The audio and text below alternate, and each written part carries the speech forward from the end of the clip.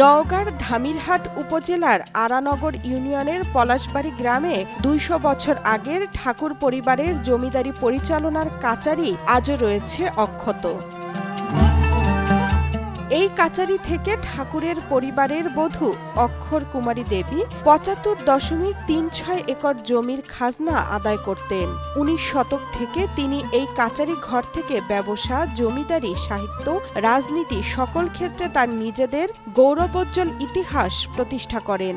ধামিরহাট, পত্নীতলা, বদলগাছি ও জয়পুরহাট জেলার বিশাল অংশ জুড়ে ছিল তার জমিদারি। প্রতি বছর তিনি নিজে খাজনা আদায় করার জন্য পলাশবাড়ি কাচারিতে আসতেন এবং নিজে প্রজাদের দুঃখ দুর্দশার কথা শুনতেন। এখানে কয়েকদিন অবস্থান করে আবার ফিরে যেতেন।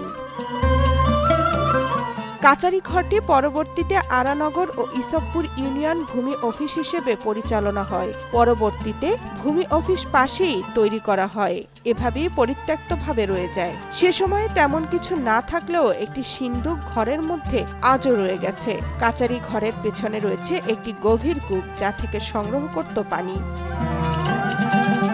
বসুন্ধরা ডায়াপেন্ট এখন আরো উন্নত। এই hot air through top sheet দ্রুত শোষণ করে সোনামণিকে দেয় কোমল অনুভূতি। স্থানীয়রা জানান, জমিদারের খাজনা দিতে না পারা প্রজাদের উপর করা হতো নির্মম অত্যাচার। এখানে হাতি ছিল, পালকি ছিল, আর সেটা আটটা ঠুকতো। ওখানে বাজারত ঘুরেও বেড়াচ্ছে। আগাতে এত বাজার নয়।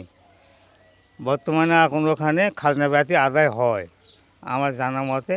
বিশাল সারি এক জমিদার ছিল। তারপরে খানিক দিলে মনে করি দপ্তরি মনে করেন যে আদায়কারী আসি, ওরা আদায় করতো। না দেওয়া পারলে অভিযোগ নিয়ে ধরে কিছু সাজাও দিছে। দেবী নাম শুনেছি আমার জীবনে দেখিনি। এই কাছারি বয়স হতো ২০০-২৫০ বছর আগের ঘটনা। বাবার কাছে শুনেছি, কিছু দেখেছি। পালকি টালকি ওগুলো আমি দেখছি। হ্যাঁ, সিন্দুক টিন্দুক দেখছি। হ্যাঁ, হাতি বাঁধা ঘর ছিল এখানে। হাতি বাঁধা ঘর ছিল এখানে, সেটা আমি দেখছি।